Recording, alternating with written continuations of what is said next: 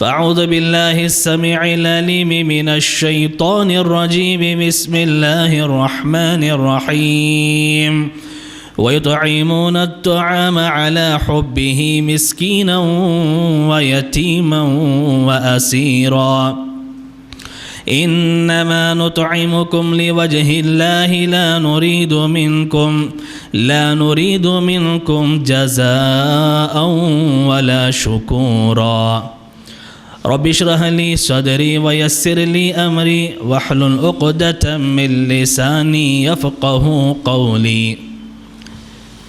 ساری تعریفیں، ہر قسم کی حمد و ثنا، کبریائی و بڑائی اس اللہ رب العزت کے لیے لائق اور زیبا ہے جو ہمارا اور اس ساری کائنات کا خالق اور مالک ہے. لاکھوں کروڑوں انگنی درود و سلام نازل ہو ہمارے اور آپ کے آخری نبی تاجدار مدینہ احمد مجتبیٰ محمد مصطفیٰ جناب محمد رسول اللہ صلی اللہ علیہ وسلم پر، جن کو اللہ رب العالمین نے اس ساری کائنات کے لیے آخری نبی، آخری رسول اور آخری پیغمبر بنا کر کے روانہ فرمایا. حاضرین کرام، نوجوان دوستو، معزز خواتین اسلام، خطبہ مسنہ کے بعد 29ویں پارے سورہ دہر کی 2 آیات کریمہ آپ احباب کے سامنے میں نے تلاوت فرمائی. حاضرین، گزشتہ جمعہ میں جو احباب حاضر تھے وہ اچھی طرح جانتے ہیں کہ ہمارے سامنے ایک اہم موضوع دعوت و تبلیغ سے متعلق اور دعوت و تبلیغ کے جو مختلف ذرائع ہیں، مختلف وسائل ہیں، ان مختلف وسائل میں ایک سب سے بہترین وسیلہ جسے اللہ کے نبی صلی اللہ علیہ وسلم نے خود اختیار کیا اور اس نمونے کو آپ نے امت کے سامنے رکھا، امت کے سامنے پیش کیا، اور جس دور میں، جس زمانے میں امت کے افراد نے اللہ کے نبی صلی اللہ علیہ وسلم کے اس اسوے کو قبول کیا، اس نمونے کو قبول کیا اور اس نمونے کو اپنایا اور اس پر عمل کیا، اللہ کے فضل و کرم سے اس کا رزلٹ بھی، اس کا نتیجہ بھی بہت شاندار رہا ہے. اللہ کے نبی صلی اللہ علیہ وسلم ابتدا ہی سے، نبی اکرم صلی اللہ علیہ وسلم ابتدا ہی سے، آپ ابھی نبی نہیں بنائے گئے تھے، نبوت کا تاج ابھی نہیں پہنایا گیا تھا، نبوت کے منصب سے آپ سرفراز نہیں فرمائے گئے. اسی وقت سے اللہ کے نبی صلی اللہ علیہ وسلم اس اسوے کو، اس نمونے کو اپناتے رہے اور لوگوں کے دلوں میں جگہ بناتے رہے. اللہ کے نبی صلی اللہ علیہ وسلم نے مکہ المکرمہ میں دیکھا کہ مکہ میں غریبوں پر، کمزوروں پر، مجبوروں پر بڑا ظلم ہوتا ہے. لوگوں کی مال، لوگوں کی جانیں، ان کے کاروبار محفوظ نہیں ہیں. مکہ کے لوگ تیار ہوئے، کچھ نوجوان تیار ہوئے، کچھ لوگ تیار ہوئے اور انہوں نے حلف الفضول نامی ایک تنظیم بنائی، اور اس تنظیم کا مقصد یہ تھا کہ مکہ میں کمزوروں پر، غریبوں پر، ناداروں پر، مسکینوں پر ظلم ہونے نہیں دیں گے، لوگوں کے مالوں کی، ان کے جان کی، ان کی عزت و آبرو کی حفاظت کی جائے گی. یہ اللہ کے نبی صلی اللہ علیہ وسلم شروع ہی سے اس حلف الفضول کے آپ رکن رہے ہیں، آپ اس تنظیم کے آپ ایک رکن تھے. اسی لیے اللہ کے نبی صلی اللہ علیہ وسلم مدینہ آنے کے بعد، نبی بننے کے بعد، مدینہ، مکہ میں 13 سال آپ نے گزارا، مدینہ آئے، وہاں پر صحابہ سے اللہ کے نبی بیان کرتے، آج بھی مکہ والے ایسی کوئی تنظیم بناتے ہیں لوگوں کی مدد کرنے کے لیے، غریبوں، مجبوروں، ناداروں کی مدد کرنے کی کوئی ایسی تنظیم بناتے ہیں، تو میں آج بھی اس تنظیم کا ایک رکن بننے کے لیے تیار ہوں، اس کا ممبر بننے کے لیے میں آج بھی تیار ہوں. اللہ کے نبی صلی اللہ علیہ وسلم لوگوں کے سامنے آپ نے اسوہ پیش کیا. مدینہ آئے، مکہ سے ہجرت کر کے مدینہ آئے، اور آپ جانتے ہیں مہاجرین اپنے گھر بار کو، اپنے بیوی بچوں کو، اپنے رشتہ داروں کو، ہر چیز کو چھوڑ کر آئے تھے. کچھ ایسے تھے خالی ہاتھ مکہ سے مدینہ آئے تھے. مکہ میں نہ تو ان کا کوئی جان پہچان کا کوئی آدمی تھا، نہ ان کے رشتہ دار تھے، نہ دوست و احباب، کوئی نہیں۔ خالی ہاتھ اللہ اور اللہ کے رسول کے نام پر مکہ چھوڑ کر، گھر بار چھوڑ کر، اپنے کاروبار چھوڑ کر مدینہ آ گئے۔ مدینہ آنے کے بعد اللہ کے نبی صلی اللہ علیہ وسلم نے ان کی حالتوں کو دیکھا، مسجد میں جمع فرمایا اللہ کے نبی نے سارے صحابہ کو۔ اللہ کے نبی صلی اللہ علیہ وسلم نے یہی کہ غریبوں کی کیسے مدد کی جائے، بے یار و مددگار کسی مسلمان کو نہ چھوڑا جائے، اللہ کے نبی نے تقریر فرمائی۔ اور تقریر ختم ہونے کے بعد اللہ کے نبی نے ایک ایک انصاری کو کھڑا کیا، ایک ایک انصاری کو، مدینہ کے رہنے والے ایک ایک انصاری کو اللہ کے نبی کھڑا کرتے، اور ادھر ایک مہاجر کو اللہ کے نبی کھڑا کرتے اور کہتے آج سے تم انصاری اور یہ مہاجر دونوں بھائی، سگے بھائی نہیں تھے، خونی رشتہ نہیں تھا، اسلامی رشتہ، اور یہ اسلامی رشتہ اتنا پائیدار اور اتنا مضبوط اور اتنا اعلیٰ رشتہ تھا۔ اللہ اکبر، سیرت کی کتابیں اٹھا کر کے پڑھیں، وہ انصاری صحابہ مہاجر صحابی کو، اپنے بھائی کو لے کر اپنے گھر جاتے ہیں، اور جانے کے بعد اللہ کے نبی صلی اللہ علیہ وسلم کی دعوت کا اور سمجھانے کا اثر یہ ہوا، ادھر اللہ کے نبی نے سمجھایا، دوسرے لمحے اثر شروع ہو گیا، گھر لے کر گئے، جانے کے بعد کہا کہ میرے بھائی دیکھو، میرے اتنے کھجور کے باغ ہیں، آج سے آدھے تمہارے آدھے ہمارے ہیں، میرے پاس اتنے لاکھ روپے ہیں، آج سے اتنے تمہارے ہیں، اتنے میرے ہیں، آدھے تمہارے آدھے میرے۔ یہاں تک کہ آپ تعجب کریں گے آپ، پوری دنیا میں کوئی مثال بھی نہیں پیش کر سکے گا، پوری دنیا میں قیامت تک کوئی مثال پیش ہی نہیں کر سکتا۔ صحابہ نے جو قربانیاں دی، جو ایثار کا جذبہ ان کے اندر پیدا ہوا، ایثار کو جو نمونہ انہوں نے دنیا والوں کے سامنے پیش کیا، قیامت تک کوئی پیش نہیں کر سکتا میرے بھائیوں۔ صحابہ نے کہا، انصاری صحابہ نے، دیکھو میری 2 بیویاں ہیں، میری 4 بیویاں ہیں، اس میں سے جو تم کو پسند آئی مجھے بتانا، میں طلاق دے دوں گا، اور عدت گزرنے کے بعد تم اس سے نکاح کر لینا۔ یہ اللہ کے نبی صلی اللہ علیہ وسلم نے یہ نمونہ امت کے سامنے پیش کیا، اور امت نے اسے ایسے قبول کیا، رہتی دنیا تک کے لیے انہوں نے ایک اور مثال انہوں نے پیش کر دی، چھوڑ کر چلے گئے۔ میرے بھائیوں، اللہ کے نبی صلی اللہ علیہ وسلم نے خدمت خلق کی، صحابہ میں وہ روح پھونکی۔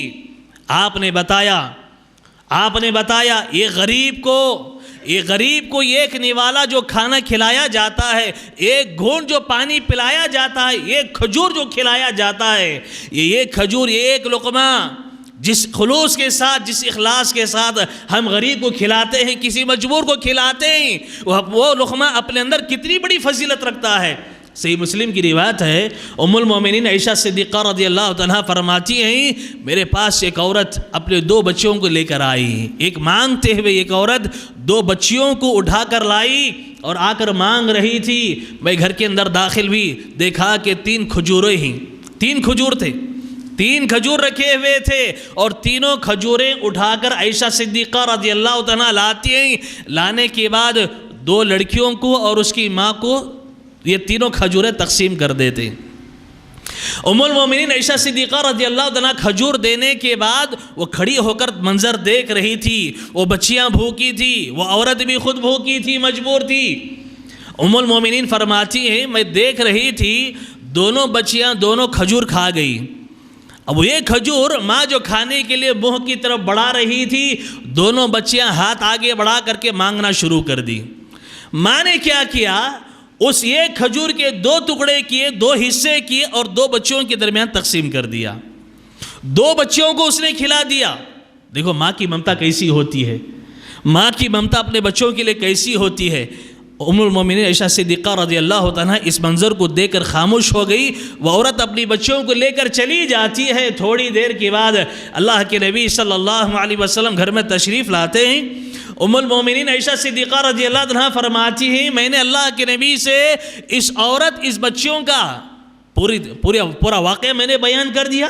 اللہ کے نبی صلی اللہ علیہ وسلم، وہ عورت خود بھوکی تھی، اپنے بچوں کے ہاتھ بڑھانے پر اس نے اس کھجور کے بھی 2 ٹکڑے کر دیے اور اس نے دونوں بچوں کو برابر تقسیم کر دیا۔ اللہ کے نبی صلی اللہ علیہ وسلم نے فرمایا عائشہ تم کو تعجب ہو رہا ہے، عائشہ تم کو تعجب ہو رہا ہے، اس ایک کھجور کے اس نے جو 2 ٹکڑے کیے اور دونوں بچوں کو اس نے جو دے دیا، آپ نے فرمایا اس کھجور کے 2 حصے کرنے کی وجہ سے، دونوں بچوں کو تقسیم کر دینے کی وجہ سے اللہ تعالیٰ نے اسے جہنم سے بچا لیا، جہنم سے اللہ تعالیٰ نے اسے بچا لیا۔ صحیح مسلم کی روایت ہے۔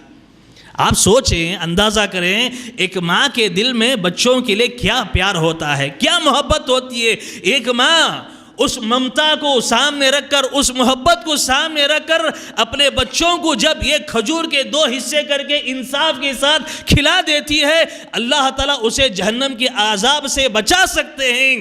تو سوچئے، اندازہ لگائیے، فیصلہ کیجئے، ایک وہ غریب جسے ہم نہیں جانتے، ایک وہ مجبور جسے ہم نہیں جانتے، ایک وہ مسکین، ایک وہ بیوہ جسے ہم جانتے نہیں، کوئی پرایا ہے، کوئی غیرہ ہے، اگر ہم اس کو ایک لقمہ کھانا کھلا دیتے ہیں، اس کی کوئی مدد کر دیتے ہیں، اس کا اجر و ثواب کتنا اللہ رب العالمین عطا کریں گے، کتنا اجر و ثواب اللہ رب العالمین عطا کریں گے۔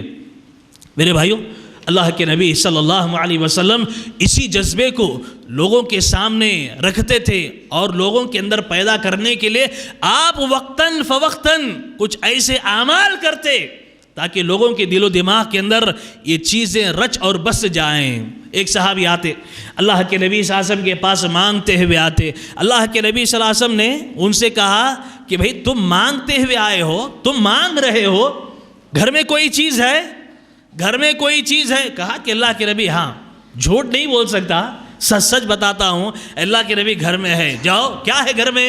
انہوں نے کہا اللہ کے نبی یہ کمبل کا ٹکڑا ہے، آدھا بچھا لیتا ہوں، آدھا اوڑھ لیتا ہوں۔ ایک کمبل کا ٹکڑا ہے، آدھا بچھا لیتا ہوں، آدھا اوڑھ لیتا ہوں۔ ایک لکڑی کا پیالہ ہے جو پانی پینے کے لیے میں استعمال کرتا ہوں۔ اللہ کے نبی صلی اللہ علیہ وسلم نے فرمایا جاؤ دونوں چیزیں لے کر آؤ، دونوں چیزیں لے کر آؤ۔ اللہ کے نبی صلی اللہ علیہ وسلم مسجد میں آتے ہیں، صحابہ کو جمع کرتے ہیں، اللہ کے نبی وہ کمبل کا جو ٹکڑا تھا وہ اور جو لکڑی کا پیالہ تھا، دونوں کو اللہ کے نبی صلی اللہ علیہ وسلم اٹھا کر ہاتھ میں اٹھاتے ہیں، صحابہ سے کہتے ہیں لوگوں کون ہے جو آگے بڑھ کر کے اس کمبل کے ٹکڑے کو اور اس لکڑی کے پیالے کو خرید لے؟ ایک صحابی رسول اٹھ کر کھڑے ہوتے ہیں، اللہ کے نبی سے کہتے ہیں اللہ کے نبی میں 1 درہم میں یہ دونوں خریدنے کے لیے تیار ہو۔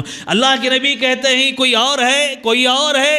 مسلسل اللہ کے نبی ندا لگاتے کوئی اور ہے جو اور زیادہ قیمت دے کر کے یہ کمبل کا ٹکڑا اور لکڑی کا پیالہ خرید لے؟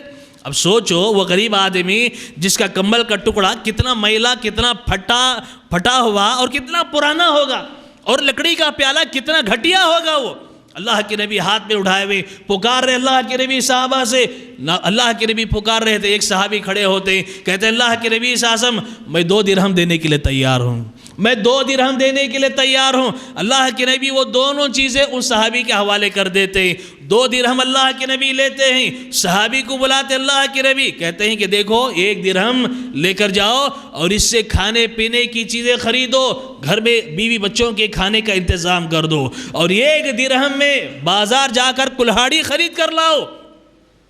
وہ صحابی جاتے ہیں، گھر میں 1 درہم کا اناج، پھر 1 درہم میں کلہاڑی خرید کر لاتے ہیں۔ اللہ کے نبی صلی اللہ علیہ وسلم خود اس میں لکڑی کا دستہ اپنے ہاتھوں سے لگاتے ہیں اور ان صحابی سے کہتے ہیں یہ لے کر چلے جاؤ، مدینہ میں نظر نہیں آنا، چلے جاؤ یہاں سے، جاؤ جنگل کو جاؤ، لکڑیاں کاٹو، بازار میں لا کر بیچو، 8-10 دن کے بعد میرے پاس آنا۔ وہ صحابی رسول جاتے ہیں، جانے کے بعد محنت کرتے، روزانہ محنت، جنگل سے لکڑیاں کاٹتے، بازار میں لا کر بیچتے، اور اس کے بعد 8-10 دن کے بعد اللہ کے نبی کے پاس آئے تو ان کے پاس ڈھیر ساری رقم تھی، ڈھیر ساری رقم۔ اللہ کے نبی نے انہیں سمجھایا یہ اس چیز سے بہتر ہے جو پہلی شکل میں تم آئے تھے۔ میرے بھائیو، اللہ کے نبی صحابہ کے دلوں کے اندر بھی دوسروں کی مدد کرنا، دوسروں کی ہمدردی، دوسروں کا خیر خواہی کا جذبہ اللہ کے نبی صلی اللہ علیہ وسلم پیدا فرما دے۔ افسوس کی بات یہ ہے آج ہمارے اندر خود غرضی، مفاد پرستی ہمارے اندر آ گئی، ہمارے اندر مفاد پرستی آ گئی ہے۔ ہم اچھا کھا رہے، ہم اچھا پہن رہے، اپنی فکر ہے، دوسروں کی فکر نہیں۔ مسلمان وہ نہیں ہے میرے بھائیوں، مسلمان جانور کی طرح نہیں ہے کہ جانور یہ چاہتا ہے کہ جو بھی کھانے کی چیزیں ہیں وہ مجھے ملے، دوسرا کوئی آتا ہے تو کتا بھونکتا ہے، اسے قریب آنے نہیں دیتا. لیکن مسلمان وہ ہے جو اپنے مال میں دوسروں کا حصہ بھی تلاش کرتا ہے، دوسروں کو تلاش کرتا ہے، غریبوں، یتیموں، مسکینوں کا خیال کرتا ہے. اللہ کے نبی صلی اللہ علیہ وسلم نے یہ جذبہ صحابہ میں ایسے پیدا فرمایا، ایسے اللہ کے نبی نے پیدا فرمایا. ایک آدمی آتے ہیں اللہ کے نبی کے پاس آتے ہیں، اللہ کے نبی بہت بھوکا ہوں، کھانا کھلائیے. اللہ کے نبی ایک صحابی کو بلاتے، کہتے جاؤ بھی میرے گھر میں دیکھو، عائشہ کے گھر جاؤ، سب سے پہلے کھانے کی کوئی چیز ملی تو لے کر آؤ. وہ صحابی جاتے، عائشہ رضی اللہ عنہا کے گھر جاتے، واپس آتے، اللہ کے نبی گھر میں کچھ نہیں کھانے کے لیے. کہا ارے وہ گھر چلے، دوسرے گھر چلے جاؤ. 9 گھروں کو اللہ کے نبی نے بھیجا، 9 بیویوں کے گھروں کو بھیجا. جس صحابی کو بھیجا 9 مرتبے جا کر خالی ہاتھ آئے کہ اللہ کے نبی 9 گھروں میں بھی کچھ بھی کھانے کے لیے نہیں ہے. اللہ کے نبی پریشان. دیکھو کبھی کبھی آدمی خود نہیں کھلا سکتا، لیکن کھلانے والوں کو ترغیب دلانا چاہیے، شوق دلانا چاہیے. اللہ کے نبی پریشان، بھوکا آدمی بیٹھا ہوا ہے. ابو طلحہ آتے ہیں، اللہ کے نبی نے فرمایا ابو طلحہ یہ مہمان ہے، میرے گھر میں کچھ نہیں ہے، ہمارے گھر میں، اپنے گھر مہمان بنا لو جی، ان کو اپنے گھر مہمان بنا لو. اللہ کے نبی آپ بول رہے، اللہ کے نبی آپ کا مہمان میرے گھر میں مہمان بن رہا ہے، اس سے بڑی سعادت کی بات اور کیا ہو سکتی ہے؟ اس سے بڑا شرف اور کیا ہو سکتا ہے؟ اللہ کے نبی میں ابھی آتا ہوں. گھر جاتے ہیں، گھر جانے کے بعد دیکھتے ہیں، اپنی بیوی سے پوچھتے، ام سلیم رضی اللہ عنہا سے پوچھتے ہیں کہ کھانے کے لیے گھر میں کچھ ہے؟ کہا کہ روٹی کے چند ٹکڑے ہیں، وہ بھی میں نے اپنے بچوں کے لیے اٹھا کر رکھ دیے ہیں. کہا ایک کام کرو، بچوں کو اسی طرح کھلاتے کھلاتے سلا دو، اس لیے کہ نبی کے گھر کا مہمان ہمارے گھر مہمان بننے والا ہے، اس لیے اسے کھلانا ہے، بچوں کو سلا دو. اور ایک کام کرنا، دسترخوان بچھا کر رکھنا، مہمان جیسے ہی دسترخوان پر بیٹھے تم کیا کرنا، چراغ کی بتی کو بڑھانے کے بہانے کیا کرنا، بجھا دینا. صحابی رسول پھر جاتے، اللہ کے نبی گھر میں انتظام ہو چکا ہے، بھیجے مہمان کو لے کر جاتے. گھر پہ داخل ہوتے، چند روٹی کے ٹکڑے تھے، ایک آدمی بڑی مشکل سے اسے کھا سکتا تھا، اسے سامنے رکھ دیتے مہمان کے سامنے، اور خود سامنے برتن رکھ کر مہمان کے ساتھ بیٹھ جاتے. اہلیہ صاحبہ پلان کے مطابق کیا کرتے، چراغ کی بتی کو بڑھانے کے بجائے روشنی بڑھانے کے بہانے اسے بجھا دیتے، گل کر دیتے. اور ادھر مہمان کو روٹی ڈال کے جتنے تھی روٹی ڈال کر کے مہمان کو کھلا دیا، اور مہمان کے سامنے بیٹھ کر کھانے کی آواز نکال رہے، منہ سے چبانے کی آواز نکال رہے. منظر کو میرے بھائیوں، سوائے یہ منظر جو چل رہا تھا، جو معاملہ چل رہا تھا، ام سلیم اور ابو طلحہ کے علاوہ کوئی نہیں جانتا تھا، کوئی نہیں جانتا تھا. ادھر صبح ہوئی، فجر کی نماز کے بعد اللہ کے نبی نے ابو طلحہ کو بلایا، کہا کہ ابو طلحہ رات میں کیا جی معاملہ تمہارے گھر میں پیش آیا؟ اللہ تعالیٰ تمہارے اس عمل سے اتنا راضی ہوا، اتنا خوش ہوا، قرآن مجید کی آیت کریمہ نازل فرما دی، وَيُؤْثِرُونَ عَلَىٰ أَنفُسِهِمْ وَلَوْ كَانَ بِهِمْ خَصَاصَةٌ. ارے مومن ایسے ہی، مومنوں کا دل ایسے ہوتا ہے، وہ اپنے پر غریبوں کو، دوسروں کو ترجیح دے دیتے ہیں. اللہ اکبر. یہ اسپرٹ اللہ کے نبی صلی اللہ علیہ وسلم نے صحابہ کے دلوں کے اندر پیدا کر دیا، یہ جذبہ اللہ کے نبی نے پیدا کیا. کتنے محلے کے اندر غریب ہیں، کتنے مجبور ہیں. دیکھو ابھی پچھلے ہفتے مجھے معلوم ہوا کہ ہمارے اس بی ٹی ایم، گروپن پاڑلیا، نیو گروپن پاڑلیا، تاور کیرے اور پھر بسم اللہ نگر اور تلک نگر، یہ مسلمانوں کی جو اتنا بڑا علاقہ، اتنی بڑی بیلٹ ہے، یہاں پر تقریباً 3000 بیوہ عورتیں ہیں. کتنے؟ 3000 بیوہ عورتیں ہیں. اور میں نے کہا 3000 بیوہ عورتیں ہیں، اس میں اگر ان کی خدمت کرنے والے بھائی بہن ہو، ماں باپ ہوں، ان کے پاس کمانے کھانے کے لیے کچھ ذرائع ہو، ایسی 2000 عورتوں کو بھی نکال دیں آپ. 3000 بیوہ عورتوں میں سے ان دوست خدمت کرنے والے بھائی رشتہ دار اگر کوئی ہے، ایسی 2000 بیوہ عورتوں کو نکال دے، تب بھی 1000 عورتیں بچ جاتی ہیں. 1000. اور کئی ایسی خواتین ہمارے محلے کے اندر موجود ہیں کہ شوہر نے دوسری شادی کی، پہلی بیوی کو چھوڑ دیا، بچوں کو چھوڑ دیا، نہ ان کی فکر ہے، نہ ان کا خیال ہے، کچھ نہیں. آخر ان کی دیکھ بھال کرنے والا کون ہے؟ ان کا پرسان حال کون ہے؟ کل قیامت کے دن اللہ تعالی ہم سے پوچھیں گے، بھائی ہم سے سوال کریں گے. دین کے معاملے میں، دین کی باتوں کے معاملے میں اتنا جذبہ دکھانے والے، اتنا شوق دکھانے والے کہاں چلے گئے؟ بازو بھوکا ہے، پریشان حال ہے، کون اس کی پریشانی کو دور کرے گا؟ کون اس کی مجبوری کو دور کرے گا؟ اللہ کے نبی صلی اللہ علیہ وسلم نے یہ تعلیمات اسی لیے تو بیان فرمائی. آپ صلی اللہ علیہ وسلم نے یہ تعلیمات، آپ دیکھیں، آپ تعجب ہوگا آپ کو، اللہ کے نبی صلی اللہ علیہ وسلم نے ایسے غریب صحابہ کو مسجد نبوی کے اندر اللہ کے نبی نے جگہ دی. اصحاب صفہ ایک چبوترا تھا, ایک مدرسہ, تاریخ اسلام کا سب سے پہلا مدرسہ مسجد نبوی میں قائم تھا. اور اس مدرسے میں پڑھنے والے کون تھے؟ چھوٹے بچے نہیں, بڑے بڑے صحابہ تھے. نہ ان کا گھر بار تھا, نہ ان کا کوئی دیکھنے والا, کھانے پینے کی سہولت انتظامات نہیں تھے, بندوبست نہیں تھا. ایسے صحابہ اس مدرسے میں آ کر کے پڑھا کرتے تھے. دوسرے صحابہ نماز کو آتے ہوئے اپنے باغ سے کھجوریں توڑ کر لاتے, دے دیتے, کھا لیتے. وہ اگر کوئی نہیں لاتا بھوکے رہ جاتے. کبھی کبھی ایسے ہوتا اللہ کے نبی صلی اللہ علیہ وسلم نماز پڑھاتے, اللہ کے نبی نماز پڑھاتے, قرات لمبی کرنا چاہتے اللہ کے نبی, پیچھے لوگوں کے غش کھا کر بے ہوش ہو کر گرنے کی آوازیں آتی. گرنے کی آواز کون تھے؟ وہ یہ اصحاب صفہ تھے. غریب سے اللہ کے نبی ان کو جگہ دیتے, گھر میں کھانے پینے کی چیزیں جو بھی ہوتی اللہ کے نبی لا کر کے ان کو کھلاتے. صحابہ کو شوق دلاتے اللہ کے نبی, ترغیب دلاتے اللہ کے نبی صلی اللہ علیہ وسلم. اتنا خیال اللہ کے نبی صلی اللہ علیہ وسلم غریبوں کا کیا کرتے. میرے بھائیو, خدمت خلق کے تعلق سے جب بھی بات آتی ہے, خدمت خلق کے تعلق سے جب بھی بات آتی ہے, ہمارے ذہن میں فوراً عیسائیوں کے کارنامے آ جاتے ہیں, دوسرے اقوام کے کارنامے آ جاتے ہیں. حالانکہ قرآن مجید میں احادیث میں خدمت خلق کے تعلق سے سب سے زیادہ شریعت اسلامیہ نے امت مسلمہ کو شوق دلایا, ترغیب دلائی, اس کے فضائل بیان فرمائے, خدمت خلق پر ابھارا. لیکن افسوس کہ آج امت نے کیا کیا, ان ساری تعلیمات کو قرآن کے حد تک رکھ دیا, احادیث کے حد تک رکھ دیا, عملی جامہ نہیں پہنایا. نتیجہ کیا ہوا؟ غیر اقوام اسلام کی ان تعلیمات پر عمل کر رہی ہے, اور اس کے نتیجے میں بہت سارے مسلمان دوسرے مذاہب میں داخل ہوتے چلے جا رہے.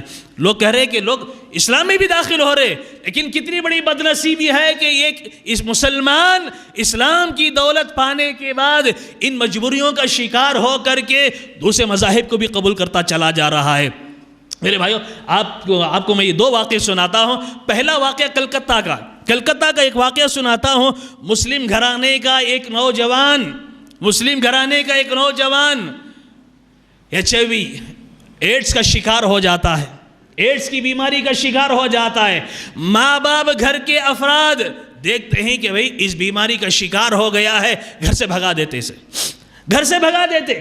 راستے پر ادھر ادھر زندگی گزارنے پر مجبور, اور آخرکار ایک غیر مسلم ادارہ آگے بڑھتا ہے, اس مسلم نوجوان کو اپنے ادارے میں جگہ دیتا ہے, اس کے علاج اور معالجے کا انتظام کرتا ہے, اس کے رہنے سہنے, اس کے کھانے پینے, ساری چیزوں کا انتظام کرتا ہے. کئی سالوں کے بعد اس نوجوان کا انتقال ہو گیا.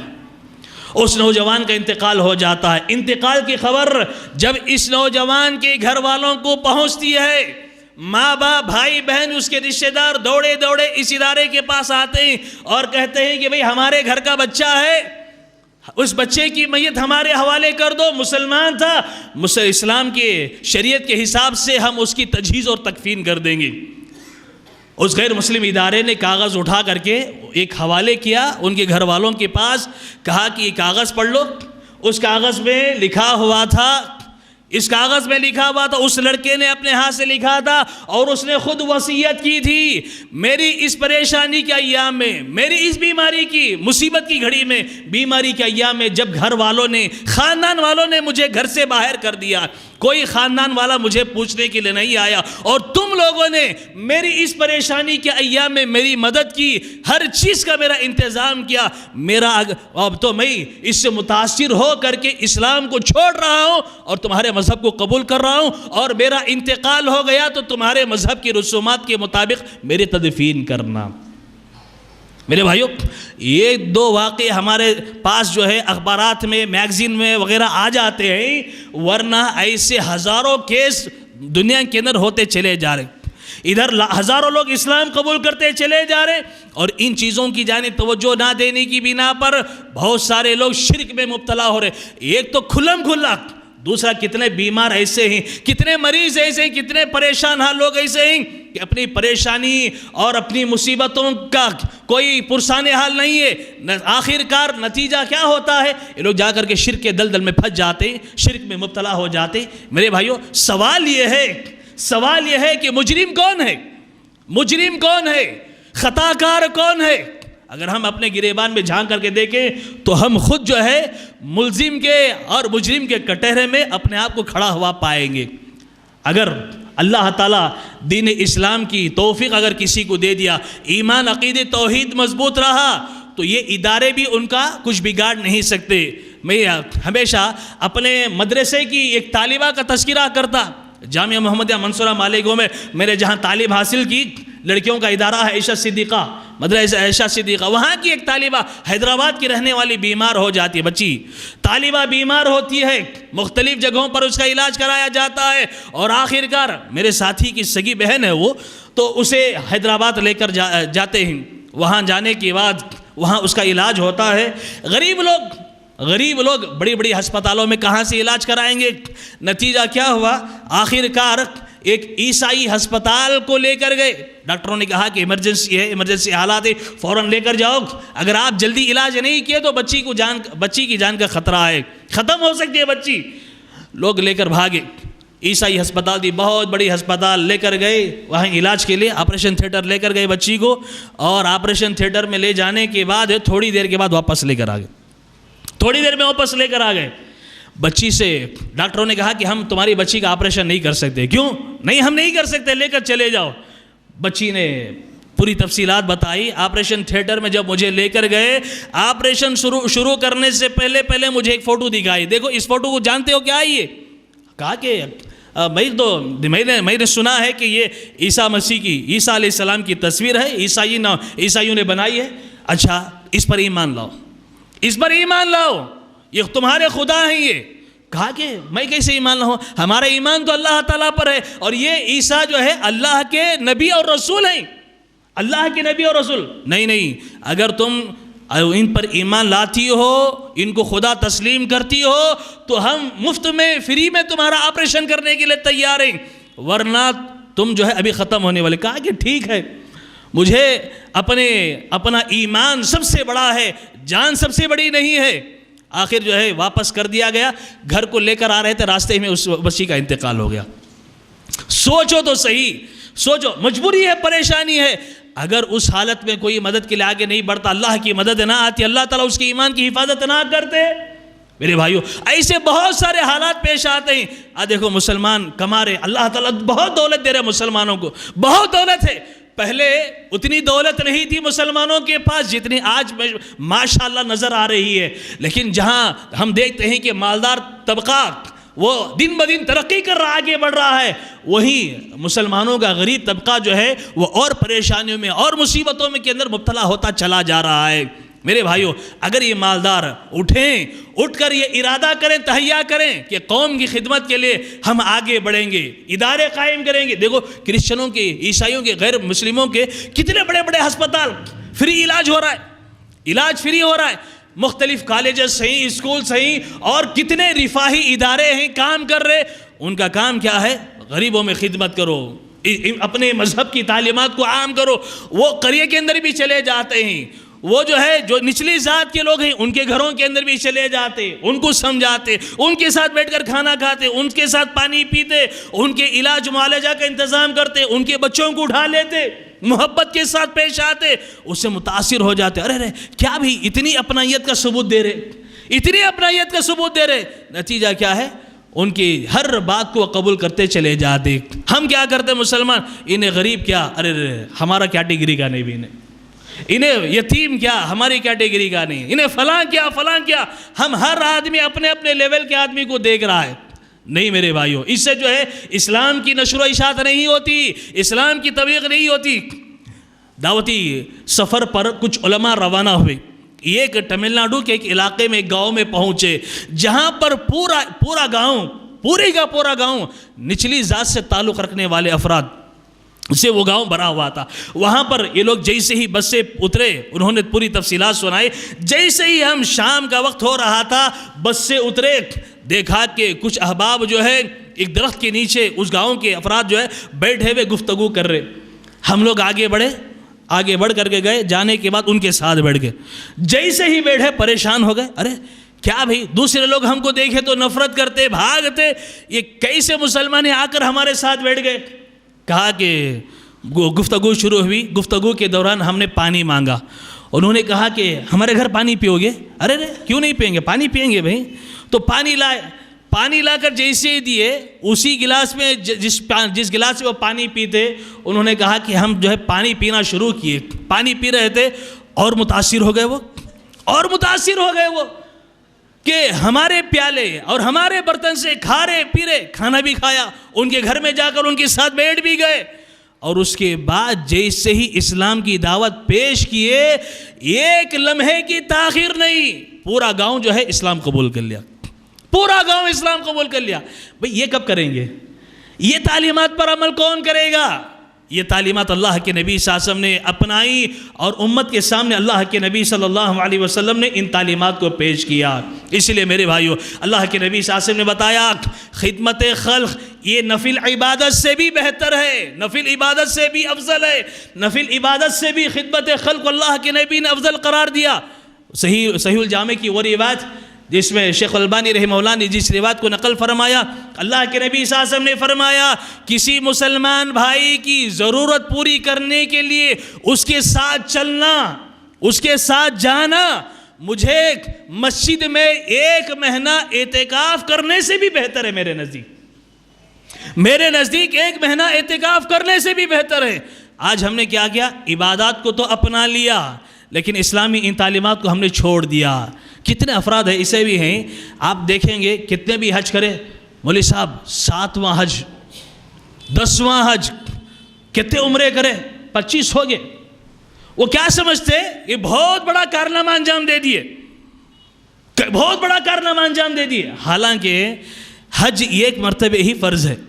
حج کیا ہے؟ پوری زندگی میں مالدار پر صرف 1 مرتبہ فرض ہے، دوسری مرتبہ اگر جاتا ہے تو نفل ہے. وہ دوسری مرتبہ جاتا ہے نفل ہے. 1 مرتبہ عمرہ کر لیا، ٹھیک ہے، اللہ نے توفیق دیا، پھر اس کے بعد آپ دیکھتے ہیں 7 8 10 حج کر رہے، لاکھوں روپے اس میں خرچ کر رہا آدمی، اور خود خاندان کے اندر بھائی بہنوں میں، اپنے سگے رشتہ داروں میں کتنے مجبور ایسے ہیں، کتنے پریشان حال ایسے ہیں جو سودی کاروبار میں ملوث ہو چکے ہیں، قرض سے پریشان ہو کر، دوسرے کاروبار کاموں کاج سے پریشان ہو کر سود کے دل میں پھنستے چلے جا رہے ہیں. کتنی اپنی سگی رشتہ داروں کی بچیوں کو دیکھ رہا ہے کہ عمر بڑی ہوتی چلی جا رہی ہے، شادی کے انتظامات نہیں ہو سک رہے، ان کی ضرورتیں پوری نہیں ہو رہے، اور ادھر یہ حج پہ جا رہا ہے اور سمجھ رہا ہے کہ میرا حج قبول ہو گیا. اب حاجی سے الحاج لگ جاتا نام، حاجی صاحب سے، اب اس کے بعد زیادہ حج کرتے ہی الحاج لگا لیتا آدمی لوگوں دکھانے کے لیے. اور یہاں پر خاندان میں غریب، یتیم، بیوہ، پریشان حال سب موجود ہوتے ہیں. یہاں تک کہ میرے بھائیو سروے کیا گیا، جو لوگ حج کے لیے آتے ہیں تقریباً 40 سے 45 لاکھ کا تو حساب لوگ دیتے ہیں. 40-45 لاکھ میں جتنے لوگ حج کے لیے آ رہے ہیں، اس میں 85%، 85%، 80% ایسے لوگ ہوتے ہیں جو کئی نفل حج کے لیے آتے ہیں، کئی مرتبہ حج کرتے ہیں. وہ لوگ 15% ایسے ہوتے ہیں جو نئے پہلی مرتبہ حج کرنے کے لیے آتے ہیں. 85% مسلمانوں کا طبقہ نفل حج ادا کرنے کے لیے آتا ہے.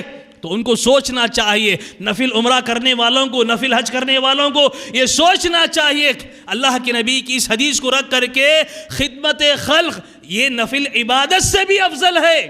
اگر آپ حج کو جانے کا ارادہ کر رہے، آپ نے پہلے حج کر لیا ہے، آپ وہی پیسہ کہ اللہ کے گھر کے لیے لگائیں، مدرسوں کے لیے لگائیں، غریبوں، یتیموں، بیواؤں کے لیے لگائیں.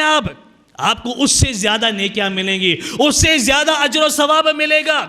میرے بھائیوں، یہ بہت ساری اس کی تفصیلات بہت ساری ہیں، انشاءاللہ آنے والے خطبات میں بھی ہمارے سامنے اس کی کیا کیا شکلیں ہیں، خدمت خلق کی کیا کیا شکلیں، کس کس انداز سے آپ خدمت خلق کے کام کر سکتے ہیں، انشاءاللہ اس کی تفصیلات آئیں گی. اللہ کے راستے میں دینا، اللہ کے راستے میں خرچ کرنا، اس کی کتنی فضیلت اللہ رب العالمین نے قرآن مجید میں بیان فرمائے. اللہ نے کہا اللہ کے راستے میں 1 دو گے، اللہ کے راستے میں 1 روپیہ خرچ کرو گے، اللہ رب العالمین 700 روپیوں کا ثواب عطا کریں گے. اس سے زیادہ کا اللہ تعالیٰ نے وعدہ کیا. اللہ اکبر. اللہ کے نبی نے فرمایا ایک کھجور بھی اللہ کے راستے میں کوئی صدقہ کرتا ہے اللہ کے راستے میں ایک کھجور بھی دیتا ہے. اللہ کے نبی نے فرمایا کل قیامت کے دن کھجور دینے والا بندہ حشر کے میدان میں آئے گا. اللہ رب العالمین اس ایک کھجور کو, چھوٹے کھجور کو, اس کے ثواب کو ایک پہاڑ کے برابر بنا کر کے اس کے سامنے پیش کریں گے. میرے بھائیوں, یہ خدمت خلق ہے. اللہ کے راستے میں خرچ کرنے کا جذبہ پیدا کرے. بخیلی کو اپنے دلوں سے نکالیں, ختم کریں. اس لیے کہ انسان جتنا بخیلی کرتا ہے اس کے مال میں اتنا کمی آتی چلی جاتی ہے. آدمی جتنا اللہ کے راستے میں خرچ کرتا ہے, فرشتے دعا کرتے ہیں اے اللہ یہ تیرے راستے میں خرچ کرنے والا بندہ, اے اللہ تو اس کے مال میں اور برکت دے, اس کے مال میں اور اضافہ فرما. روزانہ صبح میں 2 فرشتے اترتے ہیں. صحیح بخاری مسلم کی روایت ہے. اللہ کے نبی فرماتے ہیں روزانہ 2 فرشتے اترتے ہیں. ایک فرشتہ دعا کرتا ہے اللہ تیرے راستے میں خرچ کرنے والے کے مال کو بڑھا دے, برکت دے. اور دوسرا فرشتہ کہتا ہے اللہ جو بخیل ہے, بخالت سے کام لیتا ہے, تیرے راستے میں خرچ نہیں کرتا, اے اللہ تو اس کے مال کو تباہ کر دے, اس کے مال کو برباد کر دے. میرے بھائیوں, اگر ہم چاہتے ہیں کہ آخرت میں نجات پائیں, آخرت کی کامیابی حاصل کریں اور دنیا میں جب تک زندگی بسر کریں برکت کی زندگی, سکون اور راحت اور چین کی زندگی گزاریں, اللہ کے راستے میں خرچ کرنے کی عادت ڈالیں. اللہ کے راستے میں خرچ کرنے کی عادت ڈالیں. میرے بھائیوں, آپ اللہ کے راستے میں دینا چاہتے ہیں, اللہ کے راستے میں آپ دینا چاہتے ہیں, اس کی کئی شکلیں ہمارے سامنے آ رہی تھی. ایک شکل, اگر آپ صحیح معنی میں جنت میں محل بنانا چاہتے ہیں, جنت میں مکان بنانا چاہتے ہیں, جنت کا اللہ تعالیٰ کا بنایا ہوا گھر خریدنا چاہتے ہیں, جس گھر کے تعلق سے اللہ کے نبی نے فرمایا اس کی دیواریں اللہ نے ایسی بنائی ہیں کہ اس کی دیواروں میں ایک چاندی کی اینٹ اور ایک سونے کی اینٹ لگی ہوئی ہے, ایک سونے کی ایک چاندی کی اینٹ لگی ہوئی ہے. اور اللہ کے نبی صلی اللہ علیہ وسلم نے فرمایا اس کا جو گارا ہے وہ مشک ہے. ایسے محلات اللہ رب العالمین نے بنائے, ایک ایک محل بھی ایک ایک موتی سے بنا ہوا محل ہوگا, ایک ایک موتی اتنا بڑا ہوگا کہ ایک ایک موتی کا ایک ایک محل ہوگا. ایسے محلات اللہ رب العالمین نے تیار کیے. اللہ تعالیٰ نے ہم تمام کو موقع دیا ہے, وہ گھر حاصل کرنے کا وہ موقع اللہ تعالیٰ نے دیا ہے. آگے بڑھ کر کے ایسے گھروں کو خریدیں. جنت میں لوگ کیا کر رہے ہیں, آج چاند پر جانا چاہتے ہیں, دوسرے جو ہے سیاروں پر جانے کی تیاری کر رہے, لاکھوں روپے ٹکٹ دینے کے لیے تیار ہے. اللہ کے نبی کر رہے ہیں یہ ساری چیزیں ختم ہونے والی, جنت کے محلات ہمیشہ رہنے والے. دنیا کا محل ختم ہو جائے گا, دنیا کا کاروبار ٹھپ ہو جائے گا, سب ختم ہو جائے گا. آخرت کے محلات باقی رہنے والے. ایسے محلات میں اگر رہنا ہے, اللہ کے نبی نے بشارت دی اللہ کے گھروں کو تعمیر کرو, اللہ کے گھروں کو تعمیر کرو.